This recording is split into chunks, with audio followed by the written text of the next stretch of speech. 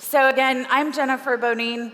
I am the CEO of PinkLion AI, and I have with me Janna LOEFFLER. And Janna and I go way back around where we met. Yeah, we actually met about 5 years ago at a conference, and we have been Just lifelong like friends since. So. Yeah, just like this. And Janna at the time happened to work for a company called Disney, if anyone's ever heard of them, right? And she was an Imagineer.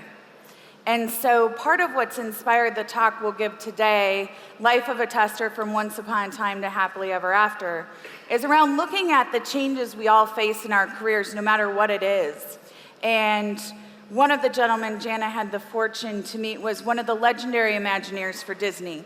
So what you will see in this presentation is some of his beautiful original artwork done as the life of a tester. Yes, I came to him with a storyline, and he sketched together and put some drawings together for us for this presentation. So I'm honored and touched. And you will get to see those. Yes. All right, let's get it started. All right, we start with Once Upon a Time. Many of us, our first memories with our parents are them telling us stories, right? And we use these stories or fables to pass on different information and traditions.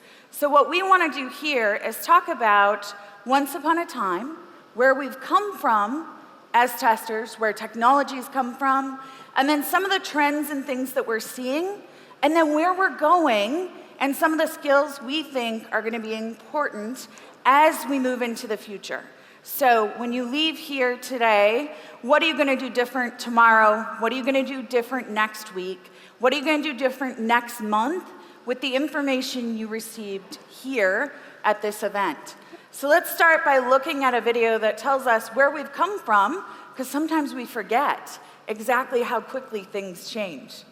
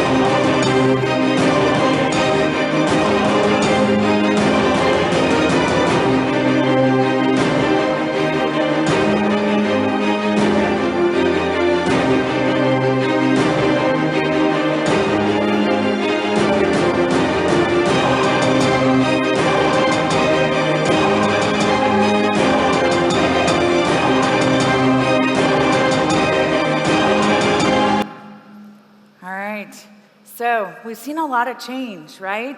So let's talk about, with that change, how are we all feeling about what we do every day now as testers? So I'm going to ask you guys to participate along. So I know you all have devices because you've been working along with the questions, but I want you to go now to a site. It's www.menti.com. So if you go to that site, you're going to see a picture that looks like the one up there. And all you're going to need to do is enter a code when I give it to you. So we're going to get to see what you're all thinking. This is beautiful, to get feedback from all of you here in the audience. So if you go to the site, www.menti.com, we're going to ask you some questions. Everyone ready? I'm going to give you the code in a second. Don't worry if you don't get the code right now. It'll pop up again, but it's 898437. So that's 898437. All right. And here comes our question. All right, first question for us. Oh, we have to swing it over. Can we swing it over to see the results? There we go. We'll see him in a sec. Can we Janna and I project get to see him. I know. He'll have to come up so we can move him over so we can do the dual screen. This is cool, though. We get to see it. You don't get to see it yet. We'll get it so you can see it. So, question was, how passionate are you about your career? All right, you're going to see him coming in here. How passionate are you about your career? We've got 187 responses. Oh, they're ticking up. We're almost to 200. There we go. Moderately. We're still winning with extremely. We have a lot of extremely passionate people. There's a few people we'll work on, right? We're going to help you find new careers. We're going to help you find your passion again. All right. Well, that's where we sit. That's good, right? So most of us in the room are pretty passionate about what we do. That's important to us. You know, we want to be doing things that we're passionate about. Now we're going to ask you one more question. I like it. Yep. So she's going back. See? Oh, there's an arrow just right there. Yep. Perfect. All right, next question. Do you wake up loving what you do every day? Okay? 25% of the time, less than 25% of the time, 50% of the time, more than 75% of the time, right? So where are we at? Where are we at? Oh, wow. This is a very positive group. This is great. Janna, they're super happy. I know. They love what they do every day. That's fabulous. This is awesome. All right, we'll give you a few more seconds, see if anything jumps ahead, but it looks like we've got a pretty happy crew here. Yeah. That's All great. right. That's awesome. So good, we'll just give you more tips to be even happier with what you guys are doing. So perfect, you guys are happy about what you do, you're passionate, right? So let's see what that means for us in the industry and what they're saying, that the most important things coming out. Right, thanks Janna. Yep. World Quality Report. How many of you have ever read this or downloaded it or taken a look at it? Okay, a few people. Yeah? Okay, so maybe like 50 of you. So this is awesome for those of you in the testing profession. So what they do every 2 years is they get together and they pull data from all over the world and they look at trends. So we can see not only what's happening in your organizations, but across the globe, what are other organizations doing? What's being impactful for them? And what do they think is coming next? So when we talk about what we see, this gives us a lot of good insights into what's coming next. What we know in the last report that came out is that people are highly focused on intelligent testing, right? And intelligent automation of the future, something that lots of folks are looking at. The other piece we know for the first time, when we ask the question, why do we test, right? Why do we test? Every year up until the last survey, the answer to that question's been the same. In the last 2 years, it's changed for the first time ever.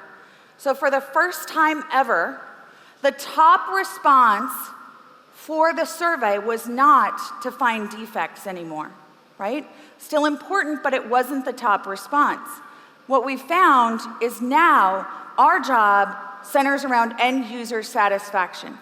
How do we ensure that the products that are being built are the things that meet the needs of our customers, right?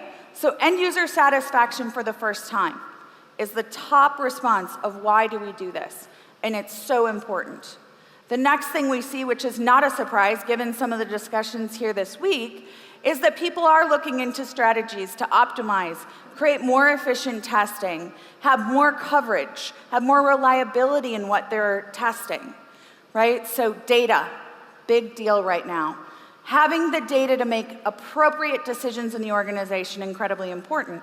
Starting to look at strategies around artificial intelligence for testing. Where can I optimize using this as a strategy? Those things are all coming up when we look at the report, right? So these are the types of trends we want to stay on top of, to know where we're taking our careers next. The other thing we know is that the pace has changed. We're moving incredibly fast, right? So we all have to adapt quickly to all of these changes occurring in our world, right? And the problem is when we get so much change, maybe some of you have felt this, where you're in an organization and they're telling you, we're gonna go agile, now we're gonna do DevOps, right? And now we're gonna automate everything, and it feels like a lot, right? So when we get overwhelmed, the pace actually slows of how quickly we can adapt because we're being asked to make so much change. So we have to be cognizant of all of that change and the impact on us. What we also know is that the jobs we're doing today and the roles we have are going to continue to evolve at a rapid pace. The number of jobs people entering the workforce have is going to increase dramatically. It used to be that people would stay at a job for a long time. Now what we see is faster iteration on where you work, the roles you have, the jobs you're doing, all of this change impacting each and every one of us. So we'll take a quick look at some statistics to prove that actually we are moving really quick in all of the change that we're going through right now.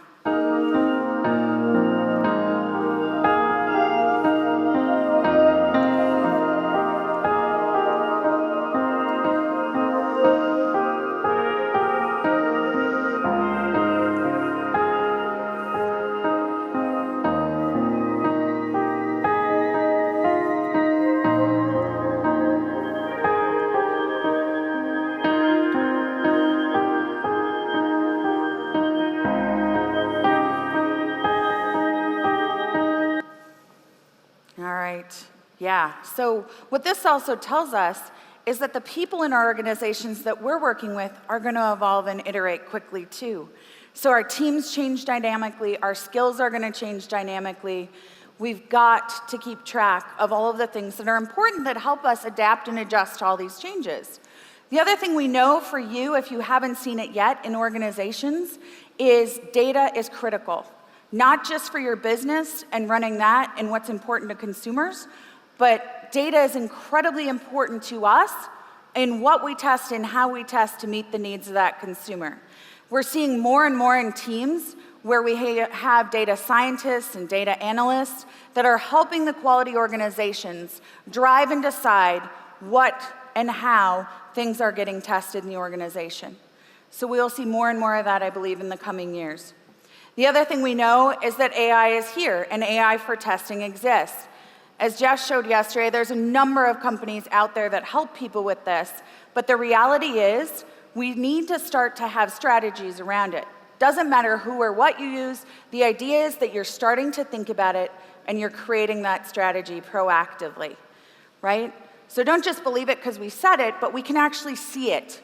So if anyone's seen this, this is AI running on multiple device, multi-platform, simultaneously executing all of this with one set of code where it's running while we sleep and are doing other things.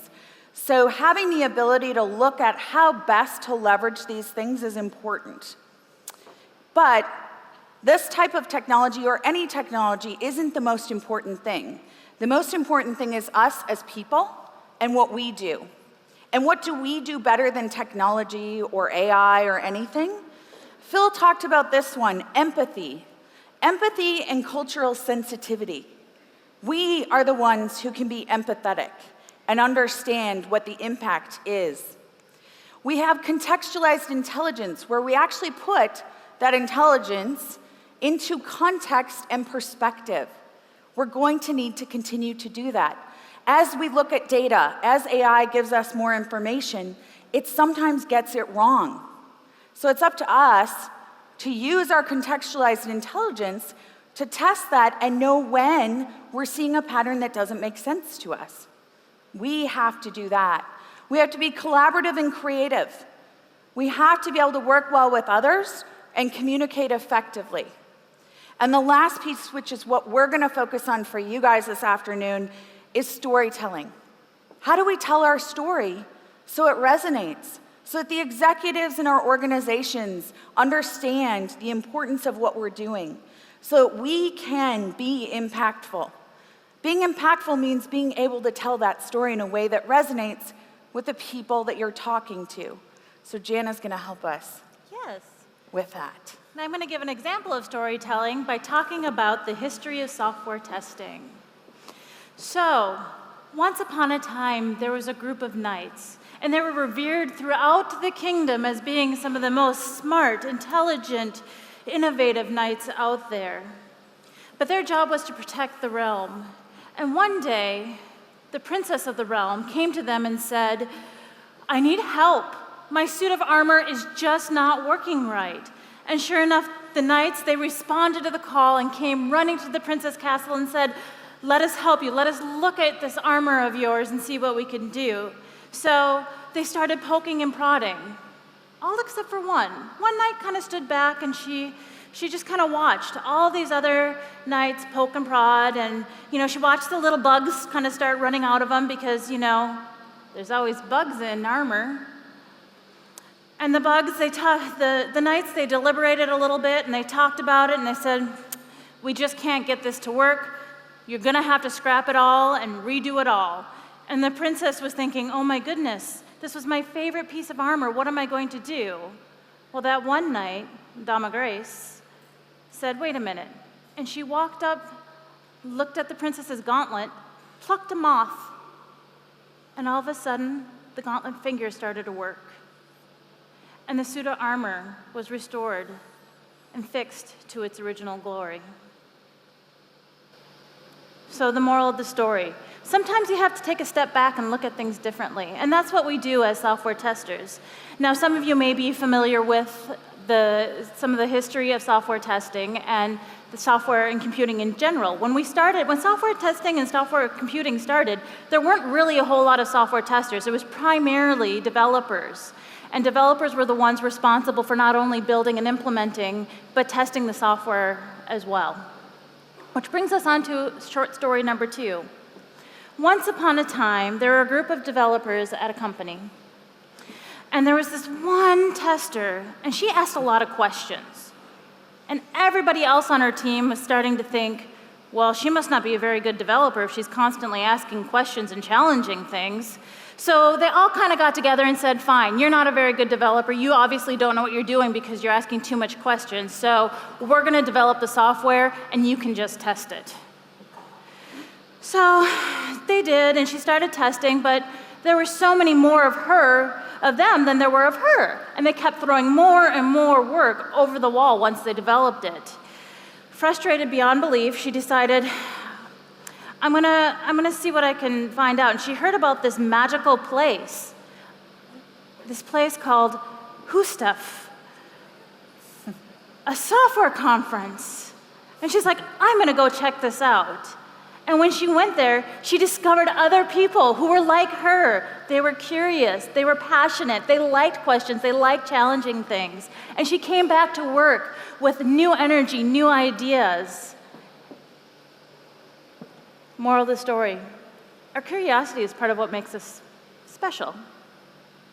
So now we look at software and where it's evolved to agile, where we're starting to, actually even say pre-agile, where testers starting to be a thing. There's other testers out there. We're coming together as a community, but we're still getting a lot of that software over the wall. So what does that mean? That brings us to our next story.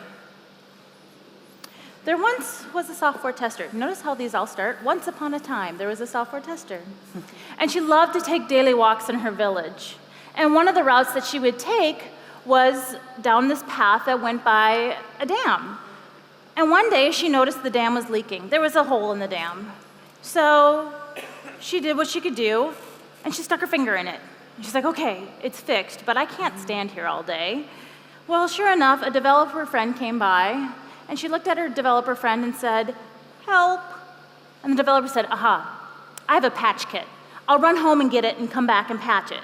So the software developer did. She ran back to her house, grabbed the patch kit, came, they patched up the wall together, and great. Tomorrow comes along and the software tester is walking again, and she notices another hole. But this time, she was smart. She's like, I'm not gonna stick my finger in it. I know my developer has a patch kit. So she ran to the developer's house and said, can you fix this? Well, over the course of time, every time she walked by that wall, there was another hole. And they would go and they would fix it until the point where there was more patches than there were original wall. So they said, this isn't right. We have to go to the city council and get this wall fixed. So they went to the city council and they said, please, can you help us fix this wall? And the city council said, oh my gosh, that's really important. Yes, we will help you fix this wall. I think back in the dusty cupboard over there are the original blueprints and materials list for the wall. And the tester and the developer looked at each other and said, are you sure that's the way you want to go? Time has evolved. There are new materials out there. There are new ways of building dams and walls. Have you considered that? And so they met with the city council, and together they looked at the old blueprints, brought in some new ideas to ensure that they built the best wall possible. Moral, we see things other people may take for granted. And the moral of this, and the story really with this, is that we're moving into Agile, we're moving into DevOps, we're moving into a world where everybody is responsible for quality, and it's only when everybody is responsible for quality that you can build that wall, build the best software possible. All right, there is your code. It is 145193. And I want you to give me some elements of your testing story. What does your testing story look like?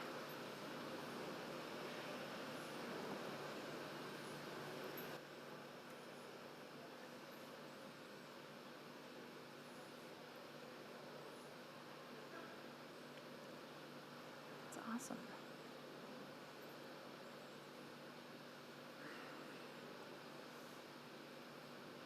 Ooh, management. That's not one I would have expected, but that's awesome. Regression.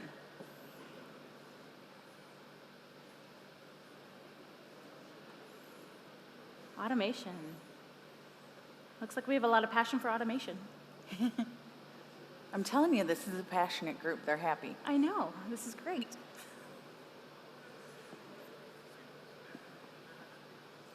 Oh, automation's big. I know.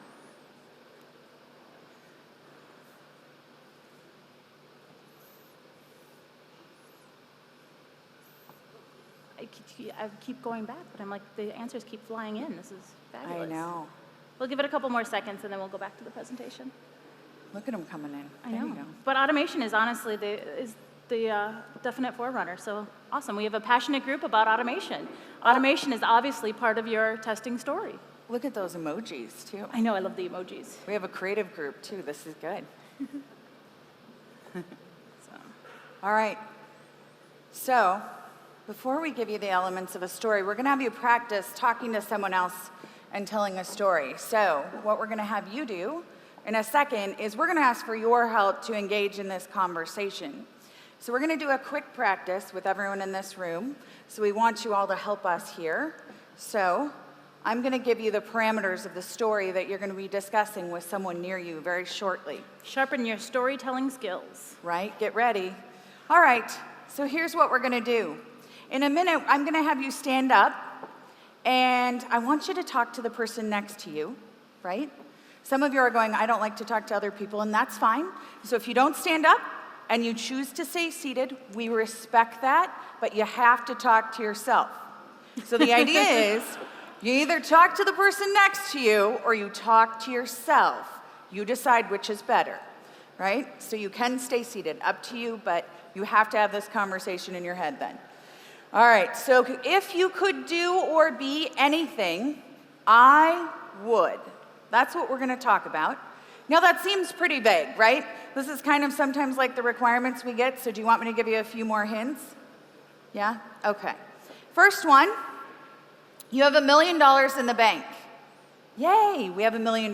That's awesome, right? Good requirement. Second one is that you only have 1 year to live.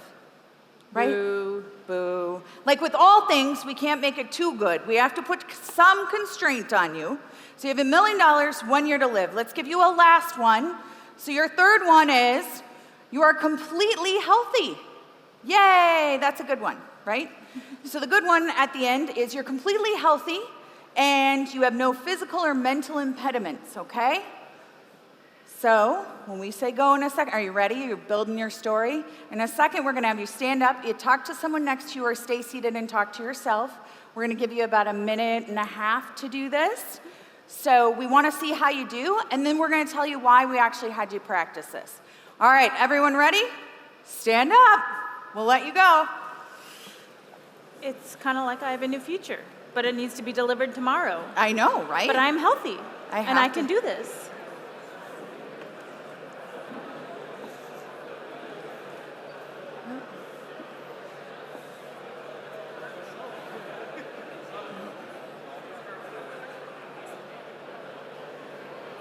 There you go. Okay, go ahead and start to wrap up your conversations. We'll give you, just about 10 more seconds to finish this up, and then we're going to continue on. So finish up, have a seat. All right, you can wrap up. You can wrap up your conversations. Fabulous. Thank you for your participation. Yes, thank you. You guys did good. Yeah. Yeah. All right, how many of you are gonna be, if you had this, are doing exactly what you wanna be doing right now? We're living our best life. Yay, 3 of you. Okay, good. All right, so those 3, we're gonna figure out what they're doing, and then we all need to get in on that. But we do this for a reason, right? So it's not just to make you think about what should I do differently tomorrow than I'm doing today, and what do I really wanna be doing? And you're all obviously very passionate. But there's something that this does when we connect in this way with other people in a room, right? There's an actual benefit to this. And this is a lot of why we're here this week. But we know that when we connect people, that we actually perform better. We have better results. So we talk about all the techniques you saw this week around automation, around things related to CI/CD, around DevOps, around tools. But at the end of the day, you can have all of those things, but if you don't connect your teams, where they deeply understand each other's talents and skills, what each person brings to the table, you slow that team down. Teams that are highly connected have up to 3 times the velocity of not well-connected teams, right? So up to 3 times in the studies they do. So that velocity that we all want and speed to market involves us talking to each other, connecting, and being able to tell these stories as humans, right? So this is why when we leave here today, we don't want to end the conversations. We want to keep this community and these conversations going for the next weeks and months and keep connected to this community that will help us as we navigate all the change we're seeing. We all have to know our story deeply. When we created PinkLion, we thought a lot about what our story was and what we were passionate about.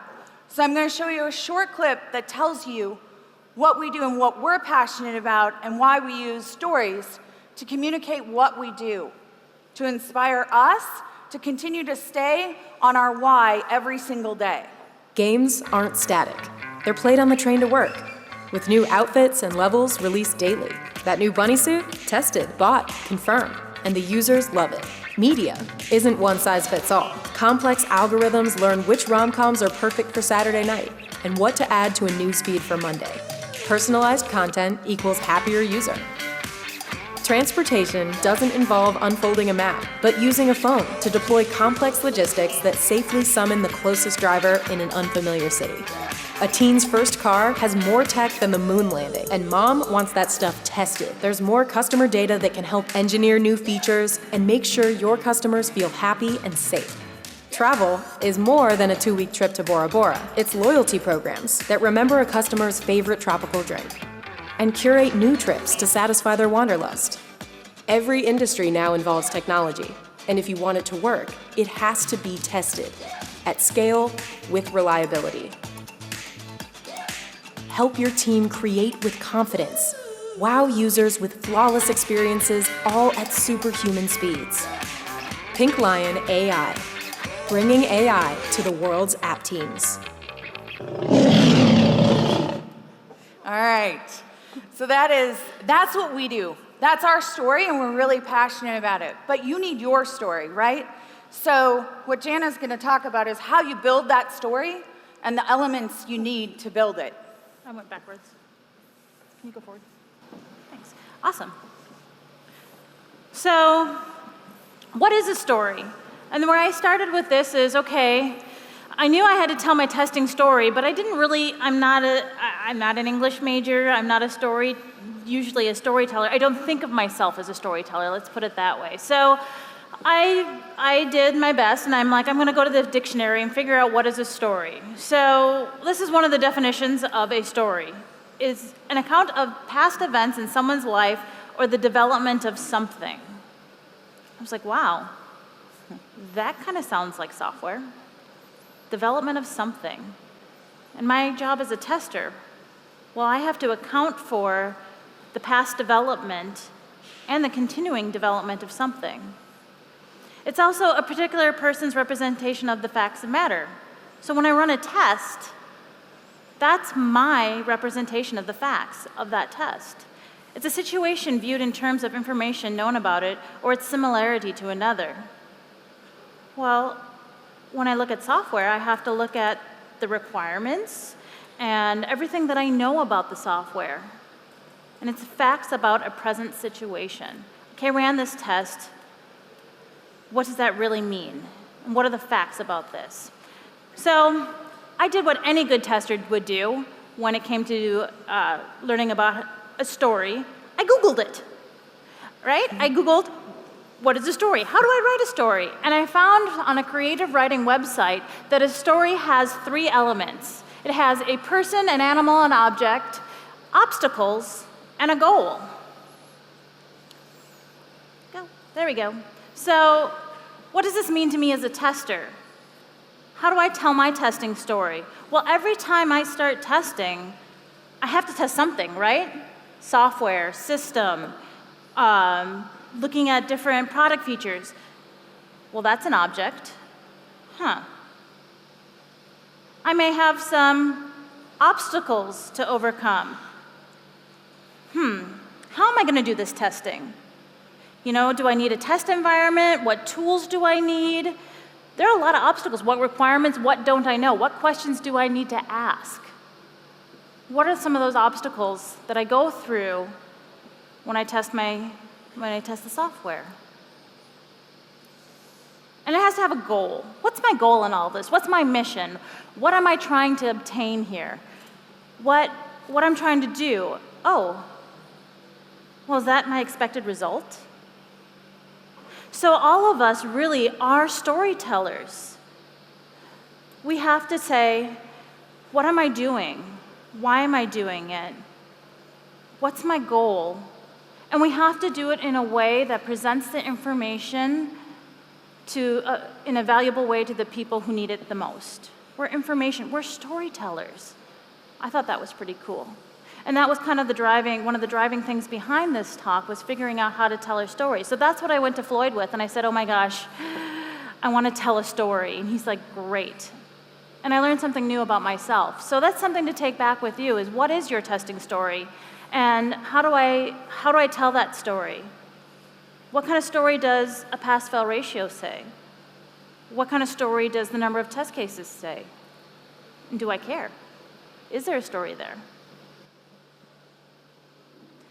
So, Jennifer, how do we become better storytellers? There's a couple of things we face today that we didn't have as much of before. One of them is all these devices, right? We even see people when we go out to dinner or when we're engaging with someone else, we have our heads in our phones and we're not actually looking at that other person and seeing what's going on.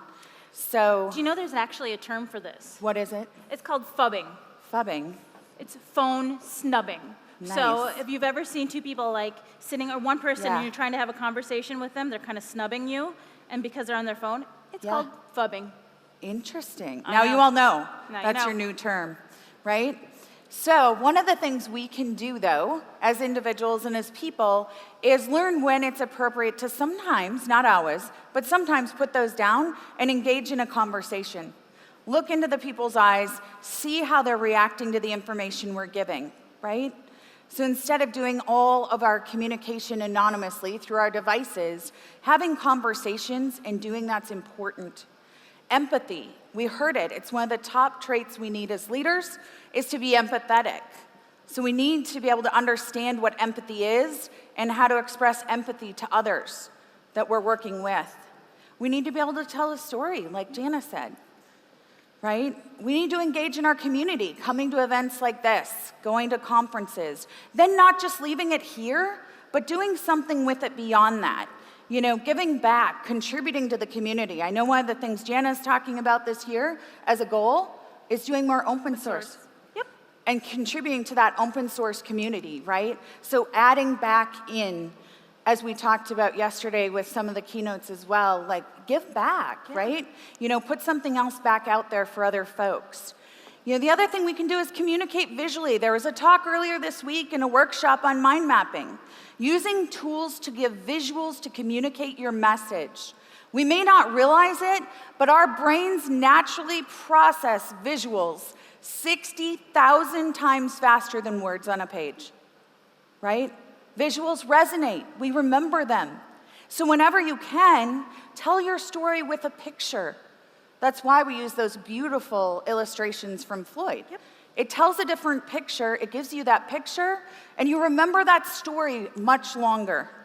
And then the other thing we would say is you gotta practice, right? So not just saying, yep, it sounds good, and then not doing it, but we actually have to practice these things, and we have to practice actively communicating.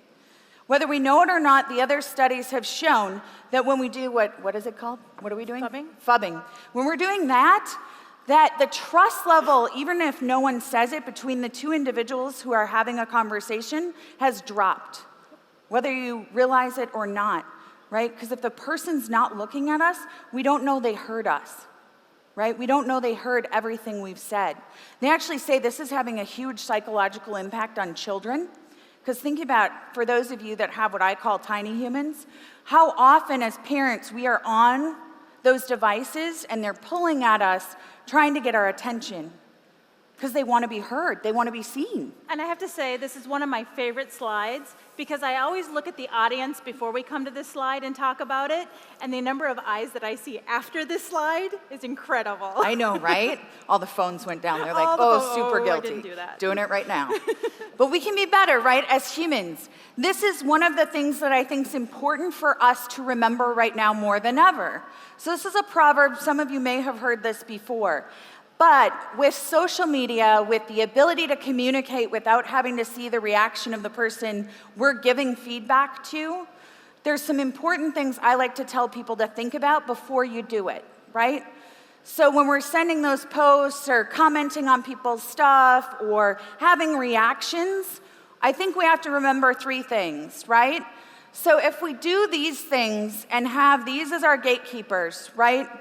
So before we post that reaction or, yell at someone virtually, we have to think about, is what we're saying true, right? There's beliefs, there's facts, and there's truth, right? Is it actually true, what we're about to say? Or is it just something that we think is true, right? Do we have the facts to actually know what we're about to say is true or not? And sometimes we misrepresent information as truth when it actually isn't, right? But other people will read it and they'll take it as truth from you.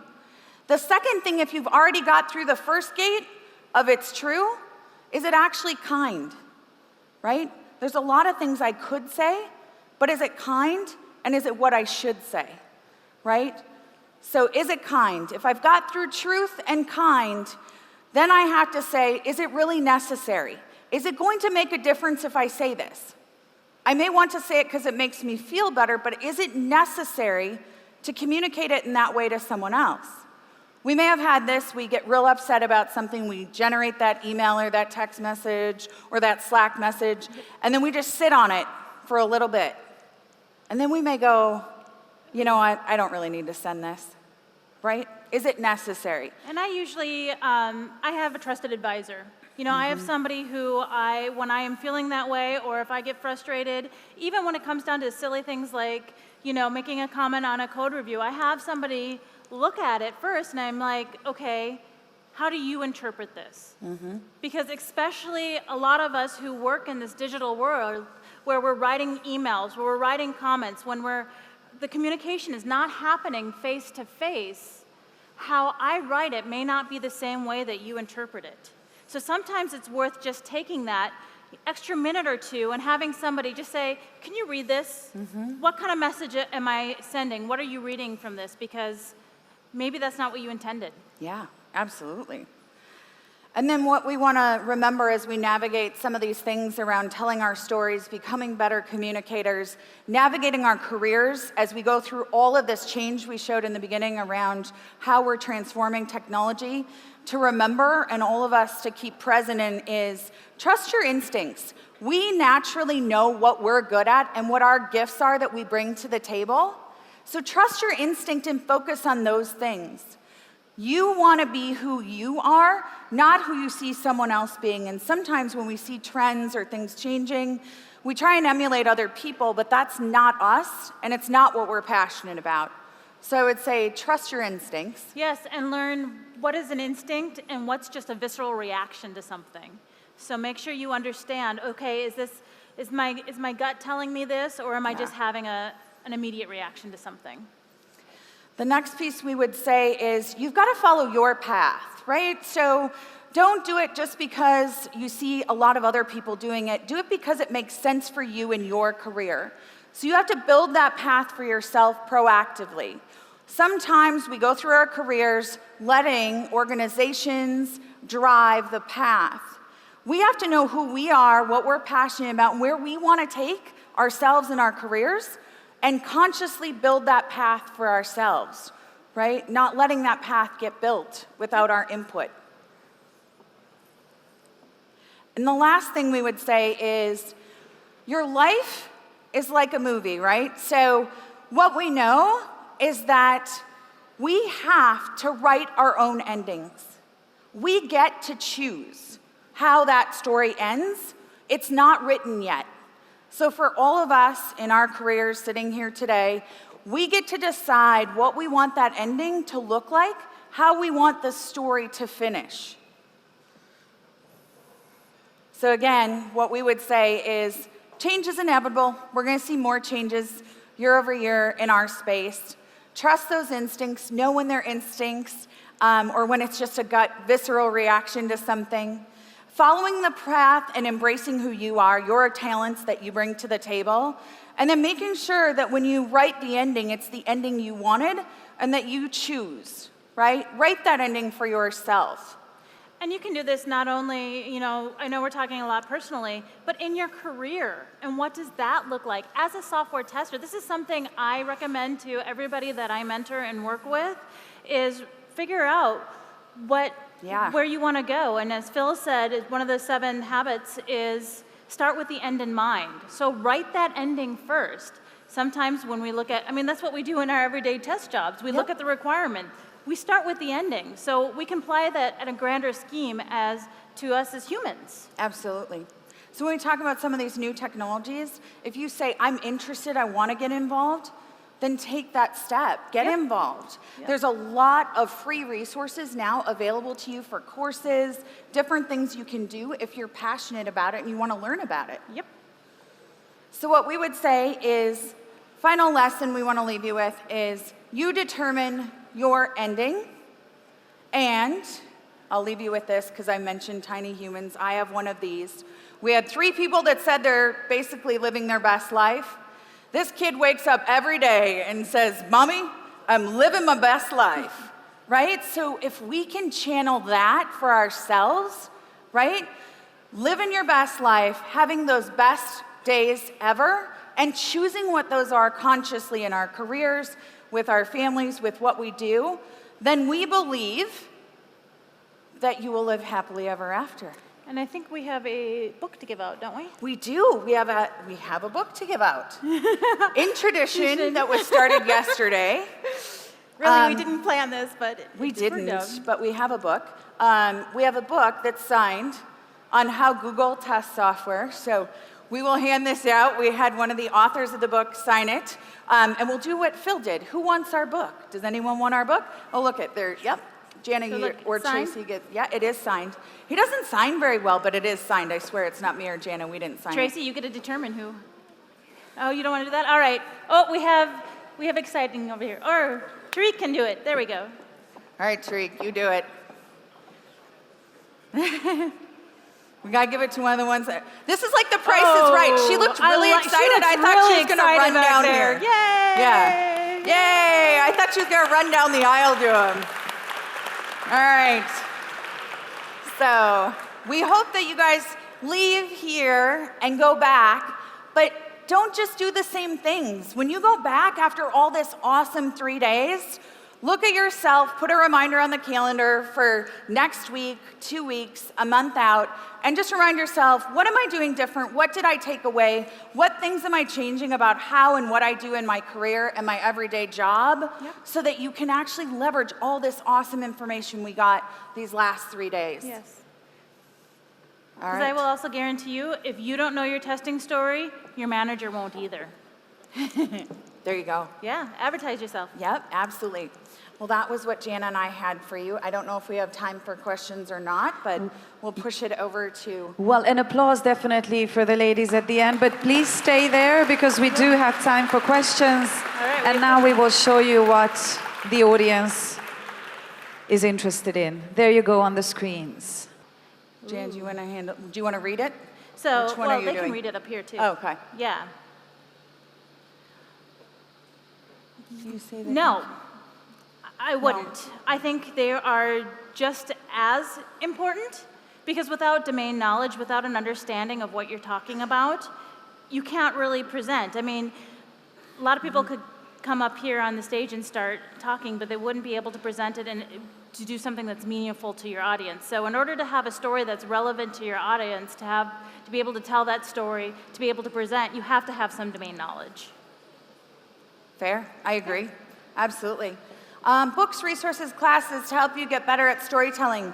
What's really good, you'll see that a lot of the people you saw present this week started somewhere. So there's a lot of resources for first-time presenters where they'll give you a mentor or someone that will help you build your slides, build your presentation, do reviews for you. There's also things like Toastmasters and organizations where they'll give you feedback and critique your capability to tell the story. It's also good to videotape yourself. We don't all like to do that, but you learn a lot when you actually watch yourself and see yourself presenting. And I was going to say, it's okay to ask for help. So I was extremely nervous about doing a keynote, and Jennifer, whose presentation style I have admired, and I've admired her as a person for a long time, I said, I have this story to tell, but I'm nervous. And she was fabulous, and she worked with me and said, you know what, if you are really too nervous, let's do it together. You know, you can learn from me, I can learn from you, and we'll go forward together. So get help. What was the next one? A culture where being curious and asking questions is encouraged. So for this one, a big reason why people don't ask questions or don't get curious is because they're afraid of failure. They're afraid of making a fool out of themselves. So there are a couple things you can do. Sometimes I've been the sacrificial lamb, as I call it, and we'll be in a big presentation, and I will ask a question, even though I already know the answer to it, but I'm like, I got a dumb question to ask, you know, or I'm not really getting that. And I set myself as a role model that there is an atmosphere here where it is okay to ask silly questions, or questions you think are silly. I don't think there are any silly questions, but a question that you may think is silly. The other thing is being honest and having that empathy, as we talked about earlier, creating an atmosphere where people just feel safe to be themselves and really empathize with that. The more you show your vulnerability, the more people are open to being vulnerable themselves. Next one. So is there any open source? So we have open source that we leverage from the things you have seen here already. So test.ai has an open source component that can plug into Appium. Retest, Talked, they have an open source component. So we leverage all of those components and create the integration layer on top of them. So there are definitely open source components that you can leverage in the AI space. Again, depending on what your problem is you're trying to solve, there will be different components that make sense for those challenges. So definitely there are starting to be a little bit more of that, but the way that a lot of these products work and the reason that it's not all open source is because the training data is so important and you want to make sure that that stays clean and that you're getting accurate results and people are trained appropriately to leverage it. So if I am in an organization resistant to change, how do I help them? I love this question. So it really depends on where you are within the organization. Now, in some organizations, I have not had a whole lot of authority in the organization, so I kind of had to find champions. I had to find other like-minded people to really help me spread the idea, spread change, build change organically.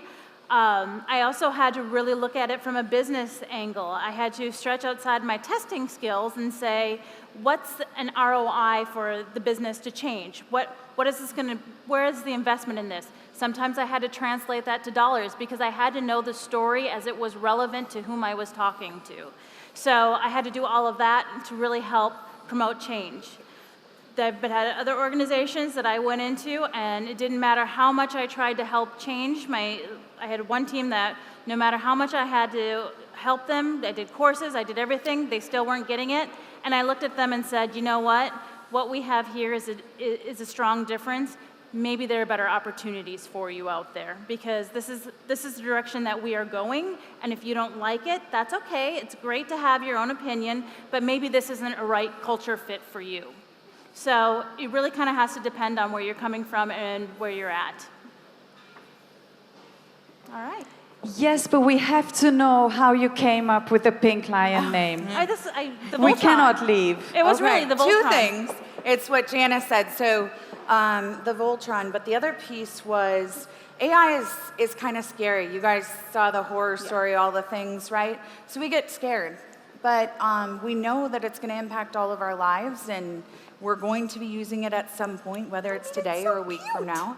So we decided that a lion is going to be kind of the king, and AI will be the king eventually, but if it's pink, it's less scary. Lovely. Big applause. Big applause for these wonderful professionalists, Jennifer BONINE and Janna LOEFFLER. Thank you for the last keynote. Thank you for closing this.